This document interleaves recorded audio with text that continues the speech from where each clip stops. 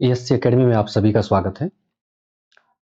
देखिए, आजकल एग्ज़ाम बहुत ज़्यादा कंडक्ट होने लगे हैं। मतलब जैसे एक एग्ज़ाम होना है, उसी के लिए बहुत सारी शिफ्ट में एग्ज़ाम होता है और जिसकी वज़ह से बहुत सारे क्वेश्चन जनरेट करने होते हैं। तो टॉपिक्स की एक लिमिट है कि उससे ज़्यादा क्वेश्चन है जो उसमें से क्रिएट ही नहीं हो सकते हैं। जैसे राष्ट्रपति का हम टॉपिक लेंगे तो उससे कुछ क्वेश्चन ही क्रिएट हो सकते हैं, उससे ज़्यादा नहीं हो सकते हैं। तो वही क्वेश्चन घूम फिर करके एग्ज़ामों में आते रहते हैं। यानी कि अगर हम लास्ट ईयर पेपर अगर हम सॉल्व कर लें, तो काफ़ी हद तक हम सॉल्व कर लेंगे, हम संभावना लगा लेंगे कि एग्ज़ाम में कौन से क्वेश्चन आ सकते हैं। तो इसी सीरीज़ में हम स्टार्ट करते हैं एसएससी के एग्ज़ाम स्टार्ट करना, जिनमें पॉलिटी वाला पार्ट हम सॉल्व करना स्टार्ट करेंगे। एसएससी का एमटीएस 2022 का पेपर हम सॉल्व करते हैं, जिसमें पॉलिटी के आए हुए क्वेश्चन हम देखते हैं। तो पहला क्वेश्चन हम देखें, भारतीय संविधान की प्रस्तावना में किसी व्यक्ति की गरिमा को सुनिश्चित करता है। यानी हमारे संविधान की जो प्रस्तावना है, उसमें किसी व्यक्ति की गरिमा को क्या चीज सुनिश्चित करती है, क्या चीज है जो गरिमा को सुनिश्चित करती है। चार ऑप्शन दिए हुए हैं। तो हम यहां देखें कि व्यक्ति की गरिमा, यहां दिया हुआ है शब्द, और व्यक्ति की गरिमा और राष्ट्र की एकता और अखंडता, यानी कि व्यक्ति की गरिमा और राष्ट्र की एकता अखंडता को सुनिश्चित करने वाली बंधुता। यानी व्यक्ति की गरिमा और राष्ट्र की एकता अखंडता को सुनिश्चित क्या करता है? व्यक्ति की गरिमा सुनिश्चित करती है। यानी इसका आंसर हुआ सी। यानी संविधान की प्रस्तावना में किसी व्यक्ति की गरिमा को क्या सुनिश्चित करती है? बंधुता। अगले क्वेश्चन की तरफ बढ़ते हैं। देखते हैं, ऐसे अपराध जिनके लिए पुलिस न्यायालय के आदेश के बिना किसी व्यक्ति को गिरफ्तार कर सकती है, उसे क्या कहते हैं? देखिए, अपराध दो तरह के होते हैं।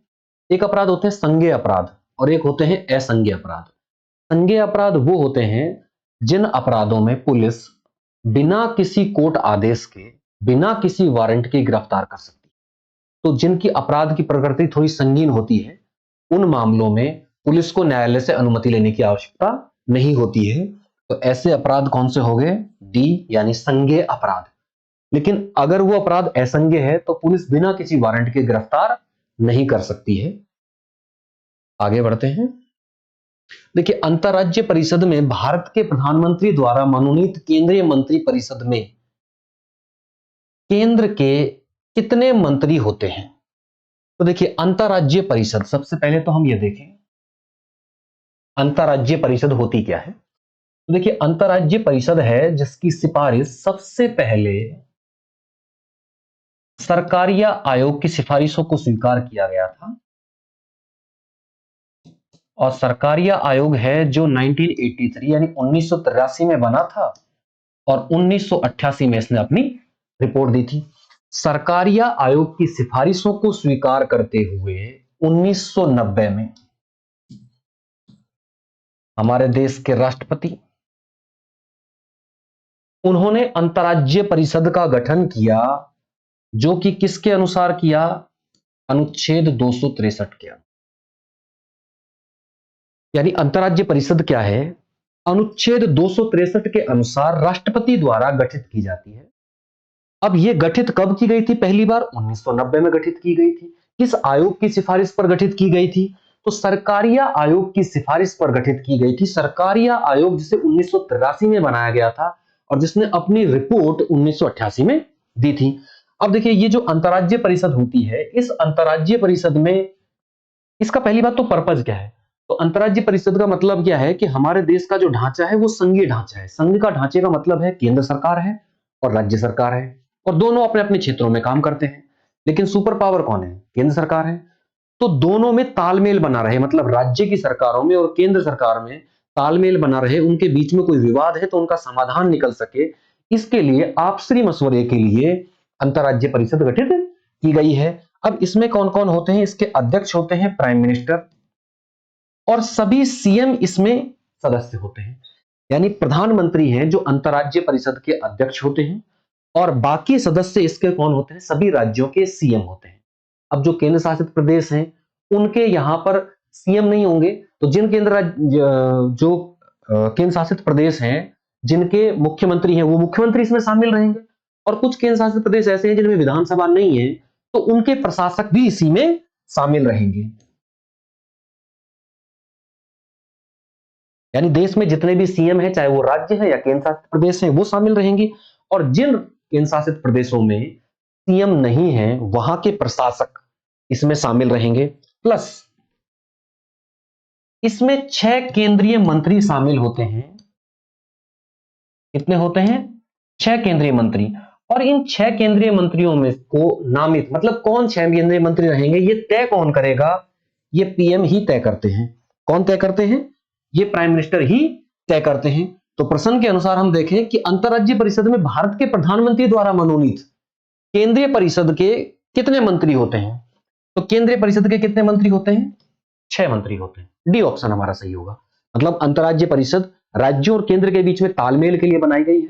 किसकी सिफारिश पर बनाई गई है? सरकारी आयोग की सिफारिश पर बनाई गई है।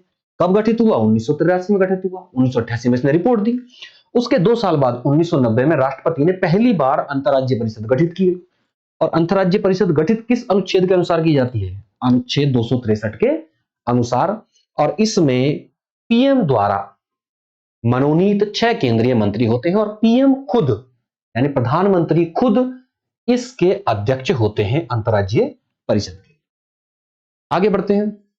भारत के राष्ट्रपति का चुनाव एक निर्वाचक मंडल के सदस्यों द्वारा किया जाएगा, जिसमें शामिल है, तो देखिए जो राष्ट्रपति हैं उनका जो चुनाव है, उस चुनाव को एक निर्वाचक मंडल भाग लेता है। और ये जो निर्वाचक मंडल है, ये अनुच्छेद 54 में दिया हुआ है। अनुच्छेद 54 में राष्ट्रपति का निर्वाचक मंडल दिया हुआ है। मतलब राष्ट्रपति के चुनाव में कौन कौन भाग लेंगे, उसे क्या बोलते हैं? निर्वाचक मंडल बोलते हैं। तो देखिए इसमें भाग कौन कौन लेते हैं। पहली चीज, संसद के निर्वाचित सदस्य। कौन से सदस्य? निर्वाचित। याद रखिएगा, संसद के मनोनीत सदस्य इसमें भाग नहीं लेते हैं। अब राष्ट्रपति मनोनीत कर सकता है राज्यसभा में 12 सदस्यों को और लोकसभा में 2 सदस्यों को मनोनीत कर सकता है। अब वो लोग किसको भाग दे सकते हैं, किसको वोट दे सकते हैं? राष्ट्रपति को दे सकते हैं। तो इसलिए उनको पार्टिसिपेट नहीं किया जाता है, मतलब वो इसमें भाग नहीं लेंगे। तो संसद के सिर्फ निर्वाचित सदस्य भाग लेंगे। अब संसद में कौन कौन भाग होता है? संसद में एक राज्यसभा होती है और दूसरा लोकसभा होती है। तो मैं इसे ऐसे बोल दूं, संसद के निर्वाचित सदस्य भाग लेते हैं, या यूं कह दूं कि राज्यसभा के निर्वाचित सदस्य भाग लेते हैं और लोकसभा के निर्वाचित सदस्य भाग लेते हैं। प्लस जितनी भी हमारे देश में विधानसभा हैं, जितनी भी हमारे देश में विधानसभा है, उनके भी निर्वाचित सदस्य भाग लेंगे। उनके भी निर्वाचित सदस्य भाग लेंगे। मनोनीत सदस्य उनके भी भाग नहीं लेते हैं। अब देखिए, जैसे केंद्र में उपला सदन राज्यसभा होता है, निचला सदन लोकसभा होता है, ऐसे ही कुछ कुछ राज्यों में, 6 राज्यों में विधानसभा के अलावा विधान परिषद भी है। क्या है? विधान परिषद भी है। अब विधान परिषद है जो बिल्कुल भाग नहीं लेगी, चाहे उसके निर्वाचित सदस्य हो चाहे उसके मनोनीत सदस्य हो, बिल्कुल भी भाग नहीं लेंगे। यानी निर्वाचन मंडल में कौन कौन भाग लेगा, यानी राष्ट्रपति को चुनने में कौन कौन भाग लेगा, वो पहले हम देखें। वो भाग लेंगे संसद के निर्वाचित सदस्य, यानी लोकसभा और राज्यसभा दोनों के निर्वाचित सदस्य। अगली बात, विधानसभाओं के सभी निर्वाचित सदस्य भाग लेंगे, लेकिन विधान परिषद के भाग नहीं लेंगे। यानी भाग कौन कौन लेंगे? निर्वाचित भाग लेंगे लोकसभा, राज्यसभा और विधानसभा, 3 के, लोकसभा, राज्यसभा और विधानसभा के निर्वाचित भाग लेंगे। अब भाग कौन नहीं लेंगे? लोकसभा, विधानसभा और राज्यसभा, तीनों के मनोनीत भाग नहीं लेंगे। और अगला, विधान परिषद के मनोनीत भी इसमें भाग नहीं लेंगे। मतलब विधान परिषद तो बिल्कुल भाग नहीं लेगी। अब देखिए, विधानसभा हमारे देश में टोटल कितनी है? हमारे देश में वर्तमान में 28 राज्य हैं और 8 केंद्र शासित प्रदेश हैं। अब इन 8 केंद्र शासित प्रदेशों में से 3 केंद्र शासित प्रदेश ऐसे हैं जिनके पास अपनी विधानसभा है, यानी दिल्ली, पुदुचेरी और जम्मू कश्मीर। यानी ये 3 भी राष्ट्रपति के चुनाव में भाग लेंगे विधानसभाएं। और 28 राज्य हैं तो उन 28 केंद्र शासित वो भी हैं विधानसभा। यानी टोटल हमारे देश में विधानसभा कितनी हुई? 31। हमारे देश में टोटल 31 विधानसभा हुई और उन सभी के निर्वाचित सदस्य इसमें भाग लेते हैं। तो निर्वाचक मंडल में अब क्वेश्चन के ऑप्शन के अनुसार हम देखें, पहला लिख रखा है संसद के दोनों सदनों के निर्वाचित। याद रखना है निर्वाचित दिया हुआ है तो ठीक है। तो संसद के दोनों सदन, बिल्कुल हम बात कर रहे हैं, बिल्कुल राज्यसभा और लोकसभा दोनों की बात कर रहे हैं और निर्वाचित की बात कर रहे हैं। इसका मतलब पहला पॉइंट सही है। अब सेकंड पॉइंट देखते हैं, राज्यों की विधानसभाओं के, विधानसभा बिल्कुल, और विधानसभा के भी निर्वाचित सदस्य, बिल्कुल हम यही बात कर रहे हैं, विधानसभा के निर्वाचित सदस्य। इसमें कहीं भी मनोनीत सदस्य इस्तेमाल नहीं किया है, इसका मतलब ये भाग ले सकते हैं, अर्थात ऑप्शन सी होगा, 1 और 2 दोनों सही है। मतलब राष्ट्रपति के निर्वाचन में संसद के दोनों सदन और विधानसभा के निर्वाचित सदस्य भाग लेते हैं, ये सही है। क्लियर है? देखिए आगे बढ़ते हैं। निम्नलिखित में से कौन राष्ट्रपति के निर्वाचन में भाग नहीं लेगा? जस्ट अभी अभी हम पीछे पढ़कर आए हैं, कौन भाग नहीं लेगा? तो देखिए संसद यानी लोकसभा और राज्यसभा के मनोनीत सदस्य भाग नहीं लेंगे। संसद यानी संसद में कौन कौन हो गए भाग? राज्यसभा प्लस लोकसभा। उसके अलावा जितनी भी विधानसभा हैं, अभी हम पढ़ चुके हैं कि विधानसभा कितनी है, टोटल 31 है, उनके भी मनोनीत सदस्य भाग नहीं लेंगे। और तीसरी चीज, विधान परिषद,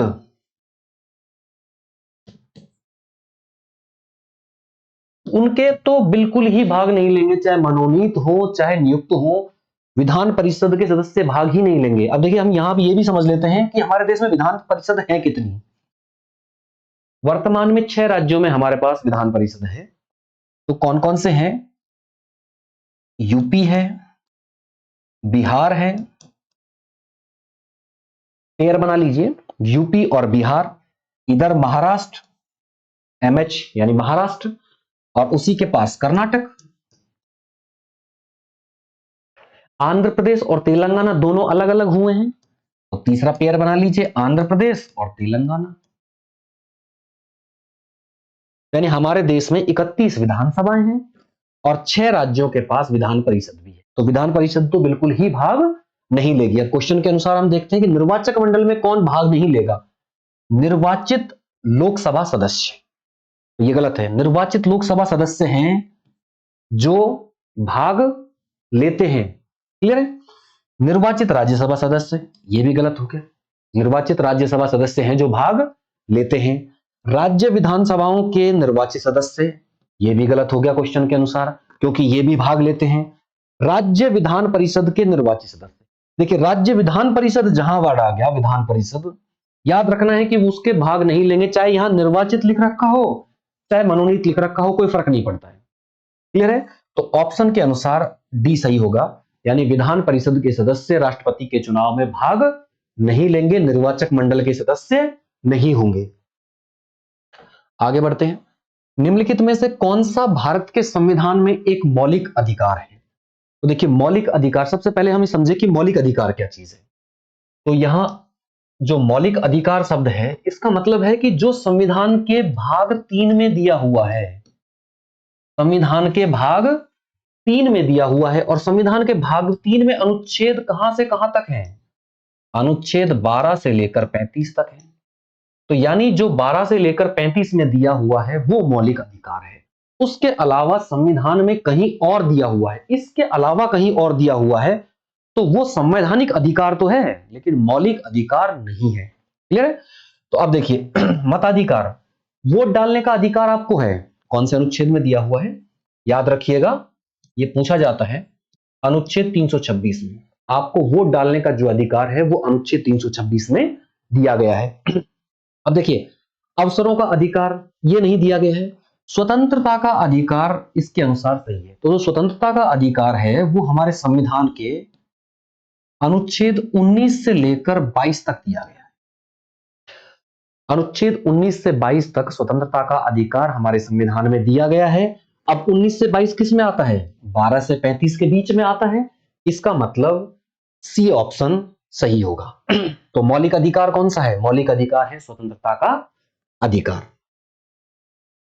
आगे बढ़ते हैं। निम्नलिखित में से कौन सा अनुच्छेद में सार्वजनिक क्षेत्र में रोजगार से संबंधित मामलों में अवसर की समानता, यानी कि समान अवसर, समान अवसर अब सार्वजनिक क्षेत्र की बात कर रहा है, यानी सार्वजनिक क्षेत्र का मतलब है लोक नियोजन।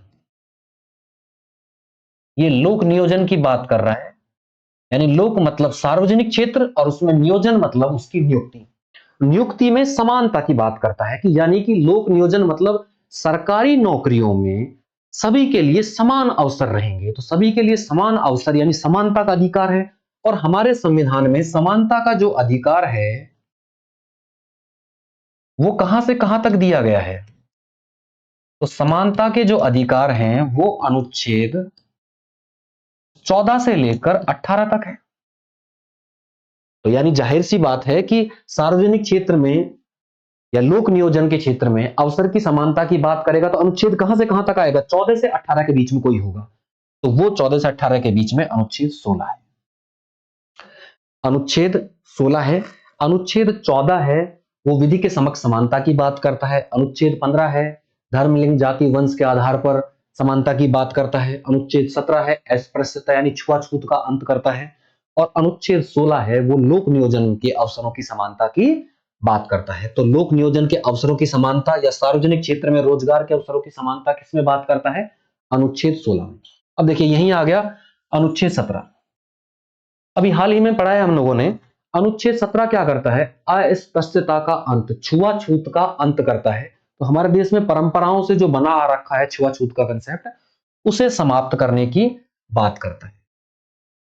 तो अस्पृश्यता का उन्मूलन या छुआछूत का को समाप्त करना,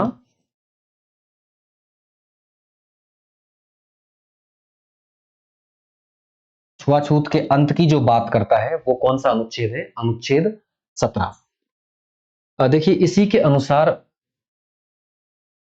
1955 में एक एक्ट बनाया गया था और वही एक्ट बाद में 1989 में चेंज होकर के एससी एसटी एक्ट बनाया गया।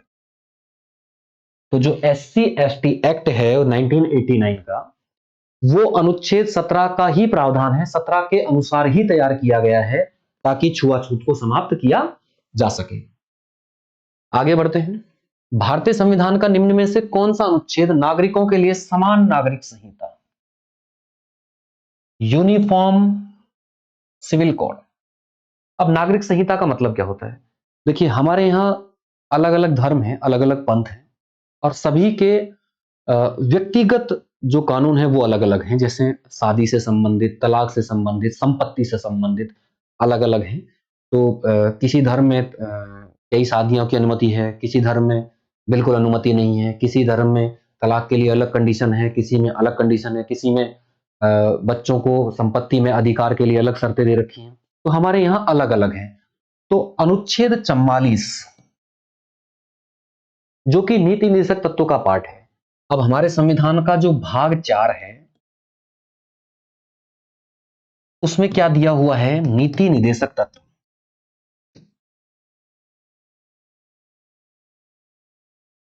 और नीति निदेशक तत्व का मतलब है नीति बनाने के लिए, नीति मतलब कानून बनाने के लिए सरकार को कुछ निर्देश दिए हुए हैं, मतलब कुछ डायरेक्शंस दी हुई, कुछ गाइडेंस दिए गए हैं कि सरकार को इनको फॉलो करना चाहिए। सरकार जब भी कानून बनाए तो इनका ध्यान रखे, मतलब इनके अनुसार कानून बनाए। तो ये अनुच्छेद 36 से लेकर 51 तक दिए गए हैं। अनुच्छेद 36 से लेकर 51 तक दिए गए हैं। और इसी में अनुच्छेद 44 है जो ये कहता है कि समान नागरिक संहिता हो, मतलब पूरे देश में धर्म जातियों को ध्यान में रखने की बजाय पूरे देश में सभी के लिए एक समान कानून हो, सभी के विवाह से संबंधित कानून समान हो, तलाक से संबंधित और उत्तराधिकार से संबंधित सभी के कानून समान होने चाहिए। वर्तमान में ये काफी चर्चा में है, हो सकता है कि भविष्य में समान नागरिक संहिता लागू हो जाए।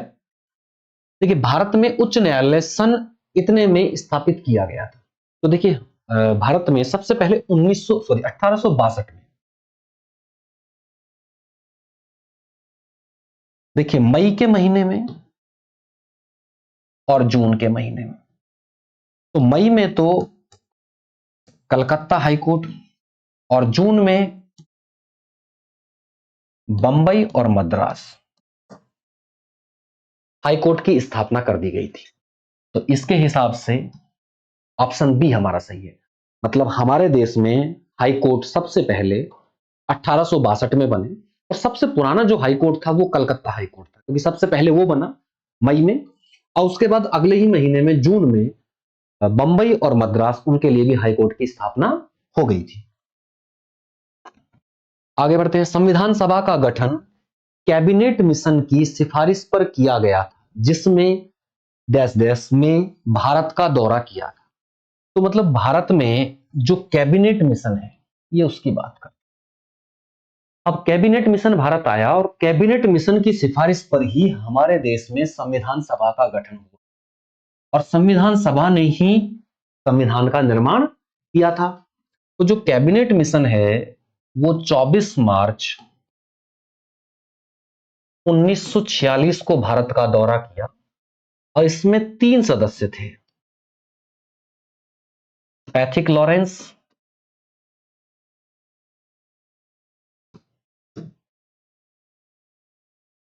स्टेफर्ड क्रिप्स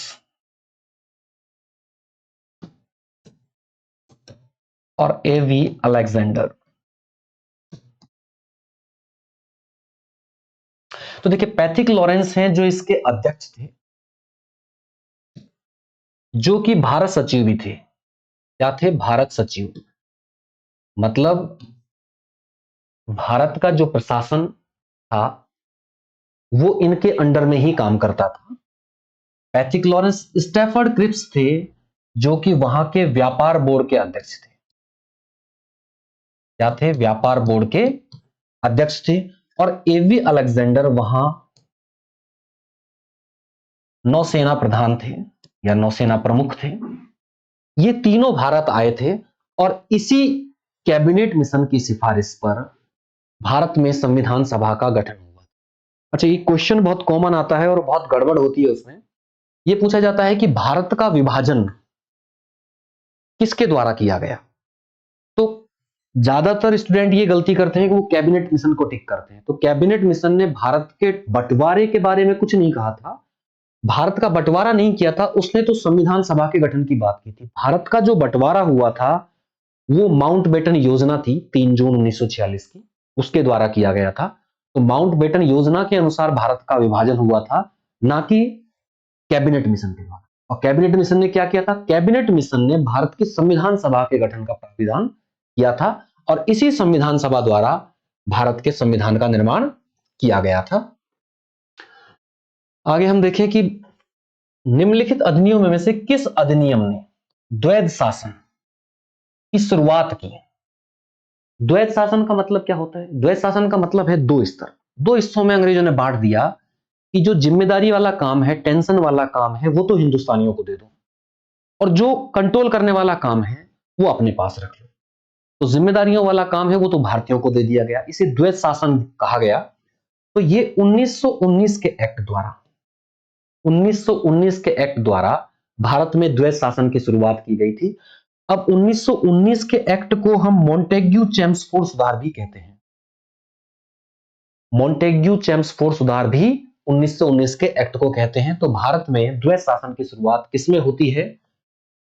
1919 के एक्ट के द्वारा होती है। तो भारतीय संविधान का अगला क्वेश्चन देखते हैं। भाग 4 किस चीज का प्रावधान करता है? तो देखिए हम पीछे भी पढ़कर आ रहे हैं, संविधान में एक भाग 3 है, एक भाग 4 है और एक भाग 4A है या 4K है। तो भाग 3 में हम मौलिक अधिकार देखते हैं। क्या दिए हुए हैं? मौलिक अधिकार। और यहां नीति निदेशक तत्व दिए गए हैं और यहां पर दिए गए हैं मौलिक कर्तव्य। क्या दिए हुए हैं? मौलिक कर्तव्य। तो देखिए यहां जो अनुच्छेद हैं वो अनुच्छेद हैं 12 से लेकर 35 तक, इसमें अनुच्छेद हैं 36 से लेकर 51 तक और इसमें है 51A। इस तरह से प्रारूप बना हुआ है। तो संविधान का भाग 3, उसमें मौलिक अधिकार दिए गए हैं, वो 12 से 35 तक हैं। 4 में निश्चित तत्व हैं। मतलब ये तो जनता के हक हैं। ये सरकार को गाइडलाइंस दी गई हैं, निर्देश दिए गए हैं कि सरकार को इस तरह का ध्यान रखना चाहिए कानूनों का, और ये जनता को गाइडलाइन दी गई है कि जनता को ऐसा करना चाहिए। तो अब यहां हम भाग 4 की बात कर रहे हैं। तो भाग 4 में हम यहां देख रहे हैं क्या दिए हुए हैं। नीति निर्देशक तत्व। राज्य के नीति निर्देशक तत्व मतलब राज्य यानी सरकार, सरकार को नीति बनाने के लिए कुछ निर्देशक तत्व हैं, मतलब कुछ गाइडलाइंस दी गई हैं। तो भाग 4 में क्या शामिल है, नीति निर्देशक तत्व। अब देखिए, निम्नलिखित में से क्या भारत के संविधान में संघ सूची के अंतर्गत आता है। तो सबसे पहले समझें कि संघ सूची है क्या चीज। संघ सूची सबसे पहले होती क्या चीज है वो समझते हैं। तो देखिए, संविधान में अनुच्छेद 246,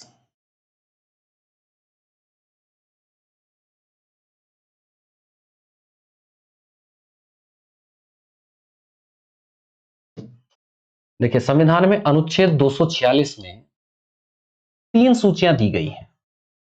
3 सूची दी गई हैं, एक संघ सूची, दूसरी राज्य सूची और तीसरी समवर्ती सूची।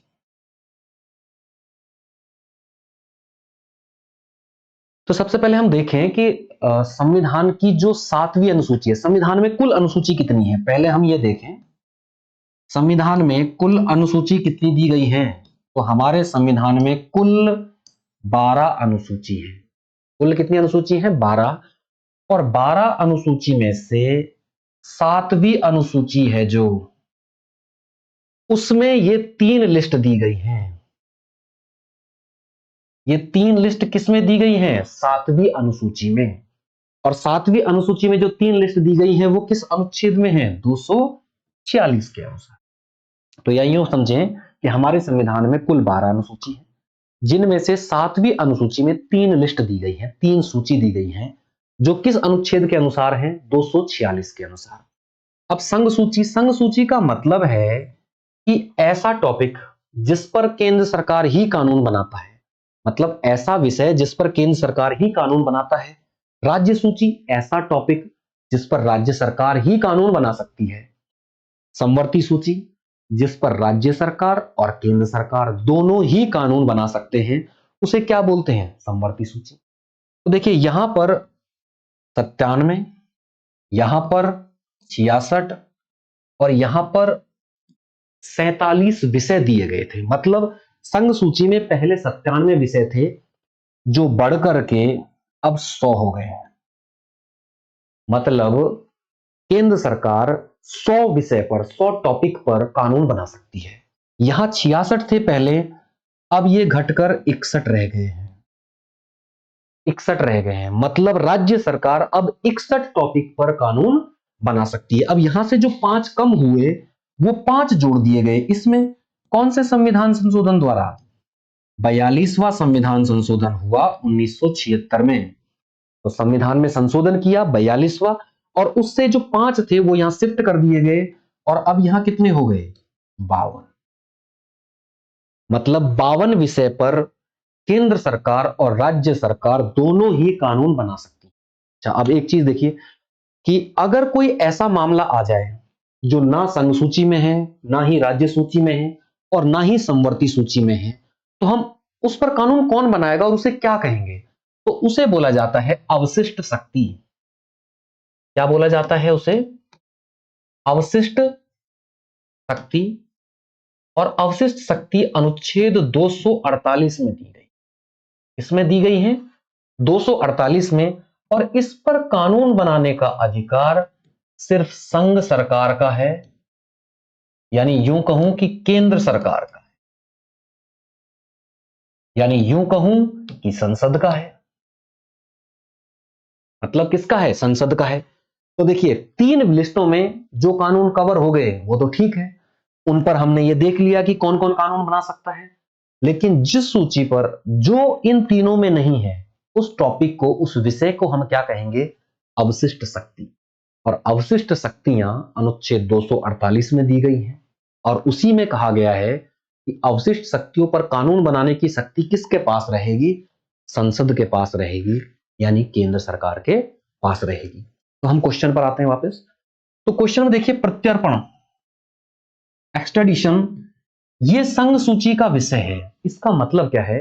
प्रत्यर्पण का मतलब क्या होता है कि जब हमारे देश में कोई व्यक्ति अपराध करके चला गया और वो किसी दूसरे देश में चला गया और उस देश के साथ अगर हमारी संधि है, प्रत्यर्पण संधि है, तो जब हम उस देश को रिक्वेस्ट करेंगे तो वो उस अपराधी को अरेस्ट करके हमें सौंप देंगे। तो ये होता है प्रत्यर्पण। मतलब हमारे देश का अपराधी कोई दूसरे देश में चला गया है तो वो देश हमें उस अपराधी को सौंप दे, ये होता है प्रत्यर्पण। तो इस पर कानून बनाने संबंधित अधिकार किसके पास है? केंद्र सरकार के पास ही है। राज्य सरकार इस पर कानून नहीं बना सकती है। क्लियर है? आगे बढ़ते हैं। स्वर्ण सिंह समिति की सिफारिश पर संवैधानिक संशोधन अधिनियम 1976, ये पूछना चाह रहा है कि कौन सा संविधान संशोधन द्वारा संविधान के भाग 4A में, भाग 4A में मौलिक कर्तव्यों को शामिल किया गया, मौलिक कर्तव्यों को शामिल किया गया था। तो हम देखें कि स्वर्ण सिंह समिति गठित की गई थी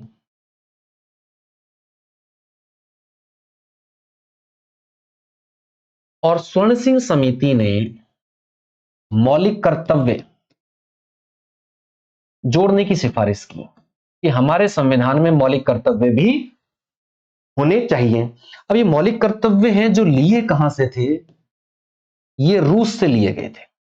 तो रूस के संविधान से मौलिक कर्तव्यों का कंसेप्ट लिया गया और इसे 42वें संविधान संशोधन द्वारा, जो कब हुआ? 1976 में हुआ, और हमारे संविधान में 10 मौलिक कर्तव्य जोड़ दिए गए। 10 मौलिक कर्तव्य जोड़ दिए गए। उसके बाद में एक 86वां संविधान संशोधन होता है 2002 में, और उसमें एक मौलिक कर्तव्य और जोड़ दिया जाता है। और उस मौलिक कर्तव्य में था कि 6 से 14 साल तक के बच्चों को अभिभावक, माता पिता शिक्षा के अवसर उपलब्ध कराएंगे, मतलब उन्हें पढ़ने का मौका देंगे। और इस तरह से हमारे संविधान में टोटल कितने हो गए? 11 मौलिक कर्तव्य हो गए। तो अब यहां से क्वेश्चन 3 तरह से आता है। पहली चीज, हमारे मूल संविधान में कितने मौलिक कर्तव्य थे? तो याद रखिएगा, मूल संविधान में कोई मौलिक कर्तव्य नहीं था, 0। कोई मौलिक कर्तव्य नहीं था, क्योंकि मौलिक कर्तव्य जोड़ा ही कब गया था? 1976 में जोड़े गए थे। कौन सा संविधान संशोधन हुआ था? 42वां हुआ था। कितने जोड़े थे? 10 जोड़े थे। वर्तमान में कितने हैं? मूल संविधान में 0। पहली बार कितने जोड़े गए? 10, 1976 में। और वर्तमान में कितने हैं? 11 है। मूल संविधान में 0, पहली बार कितने जोड़े गए? 10 जोड़े गए, और वर्तमान में कितने हैं? 11 हैं। 10 कब जोड़े? 76 में, और एक कब जोड़ा? 2002 में। किस समिति की सिफारिश पर थी? स्वर्ण सिंह समिति की सिफारिश पर थे, जोड़ा गया था इनको। और इनको किस में जोड़ा गया? भाग 4A में। तो देखिए, भाग 4A, इसमें सिर्फ एक ही अनुच्छेद है, और वो अनुच्छेद है 51A। तो भाग 4A में एक ही अनुच्छेद है 51A, और उस 51A में 11 मौलिक कर्तव्य शामिल है। क्वेश्चन पर आते हैं। तो ये पूछना चाह रहा है कि कौन सा संविधान संशोधन था जिसमें स्वर्ण सिंह समिति की सिफारिश पर मौलिक कर्तव्य जोड़े गए थे? तो वो कौन सा था? 42वां संविधान संशोधन था। ऑप्शन ए ठीक होगा। आगे बढ़ते हैं। भारतीय संविधान में कितने मौलिक कर्तव्य हैं? नेक्स्ट क्वेश्चन वही आ गया जो हम पीछे कर रहे थे। तो वर्तमान में 11 है। वर्तमान में कितने हैं? 11 है। मूल संविधान में पूछे तो 0। पहली बार कितने जोड़े गए? तो 10। अब यहां पूछ रहा है वर्तमान में, मतलब कितने हैं, मतलब वर्तमान की बात कर रहा है, तो कितना होगा? 11। 11 ऑप्शन सही होगा। नेक्स्ट देखते हैं। किसी व्यक्ति को भारत के उपराष्ट्रपति, इसकी बात कर रहे हैं, उपराष्ट्रपति बनने के लिए उनकी न्यूनतम आयु कितनी होनी चाहिए? तो देखिएगा, राष्ट्रपति उपराष्ट्रपति और राज्यपाल, इन तीनों के लिए एज 35 वर्ष होनी चाहिए। कितने साल होनी चाहिए? 35 वर्ष होनी चाहिए। अब इसके अलावा एमपी और एमएलए। अब एमपी दो तरह के होते हैं। एमपी एक वो होते हैं जो राज्यसभा में बैठते हैं, यानी राज्यसभा सांसद, और दूसरे कौन से होते हैं? जो लोकसभा में बैठते हैं, लोकसभा सांसद। तो राज्यसभा सांसद बनने के लिए तो एज चाहिए 30 वर्ष, और लोकसभा सांसद बनने के लिए चाहिए एज 25 वर्ष। ऐसे ही एमएलए, एमएलए मतलब विधायक, और विधायक किस में बैठते हैं? विधानसभा में, यानी राज्यों की विधानसभा में बैठते हैं, और इनके लिए भी एज कितनी चाहिए होती है? 25 वर्ष चाहिए होती है। अब देखिए, जो स्थानीय स्वशासन है यानी पंचायतें हैं, उनमें एज कितनी चाहिए? 21 वर्ष। पंचायत या नगर पालिका,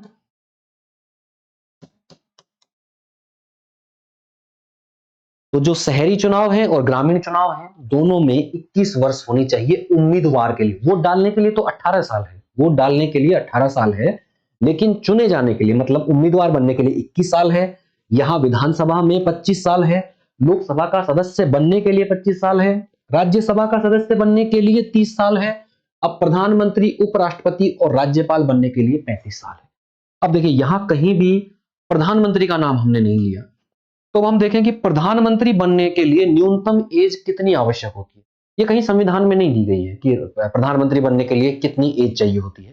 तो हम पहले ये देखें कि कौन व्यक्ति प्रधानमंत्री बन सकता है। तो देखिए, प्रधानमंत्री कौन बन सकता है? जो राज्यसभा और लोकसभा में हो, इनका सदस्य हो, वही प्रधानमंत्री बनेगा। अब प्रधानमंत्री बनने के लिए न्यूनतम किसकी आयु है? लोकसभा की है, यानी कम से कम 25 वर्ष की आयु का कोई व्यक्ति प्रधानमंत्री बन सकता है। ये कहीं डायरेक्ट नहीं दिया हुआ है, इनडायरेक्ट मीनिंग है, क्योंकि वो एमपी होगा, संसद का सदस्य होगा, और संसद में कम से कम कितनी एज का आदमी जा सकता है? 25 साल का एज व्यक्ति है जो चुना जा सकता है। इसी तरह से सीएम की बात करें, मुख्यमंत्री की, तो मुख्यमंत्री कम से कम कितने साल का हो सकता है? तो मुख्यमंत्री भी एमएलए होता है एक, और एमएलए के लिए भी कितनी चाहिए एज? 25 साल।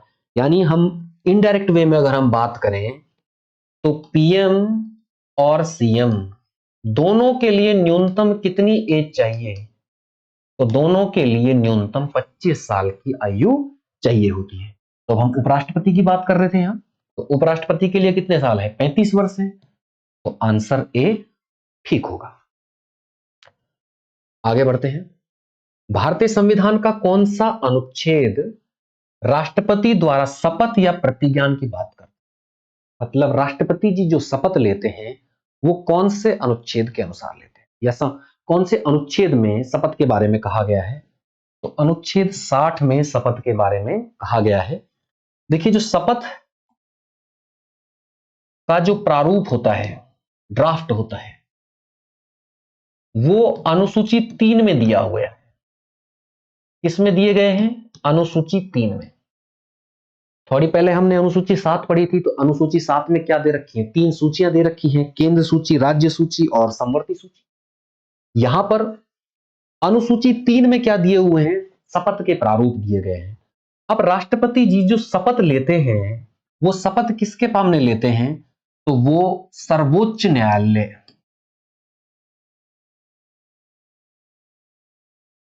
सर्वोच्च न्यायालय के मुख्य न्यायाधीश के समक्ष शपथ लेते हैं। किसके समक्ष शपथ लेते हैं? सर्वोच्च न्यायालय के मुख्य न्यायाधीश। यानी राष्ट्रपति को शपथ कौन दिलाता है? सुप्रीम कोर्ट का चीफ जस्टिस, यानी सर्वोच्च न्यायालय का मुख्य न्यायाधीश। अगर सर्वोच्च न्यायालय के मुख्य न्यायाधीश नहीं है तो जो उनके बाद सीनियर जज होगा वो, अगर जो उनके बाद सीनियर जज है वो भी नहीं है तो दूसरा कोई सीनियर जज, तीसरा कोई सीनियर जज, चौथा कोई सीनियर जज, मतलब सुप्रीम कोर्ट का कोई जज ही इन्हें शपथ दिलाता है। तो राष्ट्रपति जी को शपथ का जो ड्राफ्ट है वो किसमें है? अनुच्छेद 60 के अनुसार शपथ लेते हैं।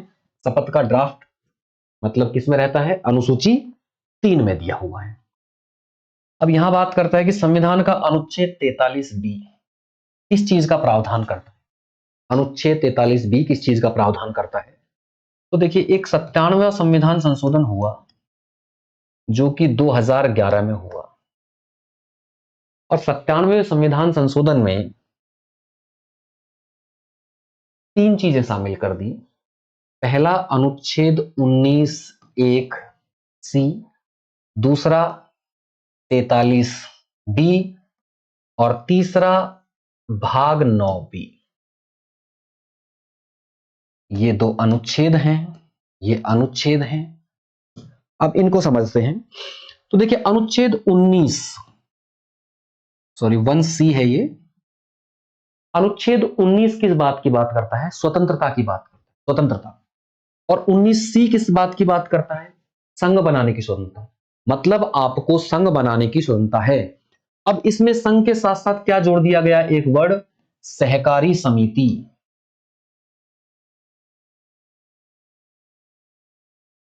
तो जो ये संविधान संशोधन हुआ था 97वां, इसने एक शब्द जोड़ा, क्या जोड़ा? सहकारी समिति। तो सहकारी समिति यहां जोड़ दिया कि व्यक्ति को जैसे संघ बनाने की स्वतंत्रता है, ऐसे सहकारी समिति बनाने की स्वतंत्रता भी है। अब अनुच्छेद 43(बी) जोड़ा गया। अब अनुच्छेद 43 किस में आता है? तो देखिए, अनुच्छेद 43 36 से 51 के बीच आता है, और हमको पता है कि 36 से 51 कौन से भाग में दिया गया है? भाग 4 में दिया गया है। और भाग 4 में क्या दिया गया है हमें ये भी पता है, नीति निदेशक तत्व दिए गए हैं। तो अनुच्छेद 43 भी जोड़ दिया गया, मतलब सरकार को निर्देश दिया गया, डायरेक्शन दी गई कि वो सहकारी समिति गठित करने का प्रयास करे, ऐसे कानून बनाए जिससे सहकारी समितियां गठित हो सके। और संविधान में भाग 9(बी) जोड़ दिया गया, और भाग 9(बी) में अनुच्छेद 243 ZH से ZT तक टोटल 13 अनुच्छेद जोड़ दिए। टोटल 13 अनुच्छेद जोड़ दिए गए, मतलब संविधान में पूरा का पूरा एक भाग जोड़ दिया गया जो 9(बी) था, और उसमें अनुच्छेद कितने जोड़े? 13 अनुच्छेद जोड़ दिए, जो 243 ZH से लेकर ZT तक शामिल थे। तो अनुच्छेद 43(बी) अब किसका हिस्सा है? ये सहकारी समिति का। हम किसकी बात कर रहे हैं? लगातार सहकारी समिति की बात कर रहे हैं, क्योंकि 97वां संविधान संशोधन किससे संबंधित था? सहकारी समिति से था।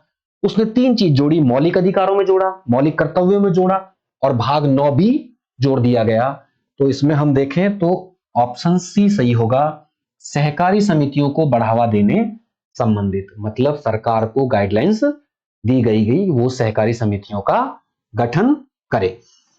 अब देखिए, संविधान की 8वीं अनुसूची के अनुसार भारत में आधिकारिक भाषाएं कितनी है? भारत में आधिकारिक भाषाएं कितनी हैं? तो देखिए, हम अभी पढ़ चुके हैं अनुसूची हमारे संविधान में कितनी है? टोटल 12 है। कुल अनुसूची कितनी है? 12 है। अब 8वीं जो अनुसूची है वो किससे संबंधित है? भाषाओं से संबंधित है। आधिकारिक भाषाएं या ऑफिशियल लैंग्वेजेस, उनसे संबंधित है कि हमारे देश में आधिकारिक भाषाएं कितनी है। तो देखिए, 8वीं अनुसूची में हम देखें तो हमारे मूल संविधान में कितनी भाषाएं थी? 14 भाषाएं थी। उसके बाद 21वां संविधान संशोधन होता है 1967 में, और इसमें एक भाषा जोड़ दी जाती है, सिंधी। तो कितनी हो गई? 15 हो गई। उसके बाद 71वां संविधान संशोधन होता है 1992 में, और इसमें 3 भाषाएं जोड़ दी जाती हैं, नेपाली, कोंकणी और मणिपुरी। यानी 14 और 1 15 यहां हो गई थी, 3 और जुड़ गई तो कितनी हो गई? 18 हो गई। अब उसके बाद में फिर 92वां संविधान संशोधन होता है और ये कब होता है? 2003 में। और इसमें 4 भाषाएं जोड़ दी गई, बोडो, मैथिली, संथाली और डोगरी। इस तरह करके हमारे संविधान में टोटल भाषाएं कितनी हो गई? 22। तो अगर हम देखें वर्तमान, तो वर्तमान में टोटल कितनी भाषाएं हो गई हैं? 22। तो ठीक ये उसी तरह से है कि हमारे संविधान में 8वीं जो अनुसूची है वो आधिकारिक भाषाओं की बात करती है। आधिकारिक भाषाएं मूल संविधान में 14 थी, वर्तमान में 22 हैं। और ये कैसे कैसे बढ़ी वो देखें हम कि 21वां संविधान संशोधन हुआ 1967 में, उसमें सिंधी को जोड़ दिया गया। उसके बाद 71वां संविधान संशोधन हुआ, ये कब हुआ? 1992 में हुआ, और उसमें 3 भाषाएं जोड़ दी गई, नेपाली, कोंकणी और मणिपुरी। और उसके बाद में नया अगला संविधान संशोधन होता है 92वां संविधान संशोधन 2003 में, और उसमें 4 भाषाएं जोड़ दी गई, बोडो, डोगरी, मैथिली और संथाली। यहां याद रखिएगा कि हमारी जो वर्तमान राष्ट्रपति हैं द्रौपदी मुर्मू जी, वो इसी आदिवासी जनजाति से संबंधित है, संथाली जनजाति से संबंधित है। तो प्रश्न के अनुसार अगर हम देखें तो हमारे पास वर्तमान में कितनी भाषाएं हैं? 22 भाषाएं।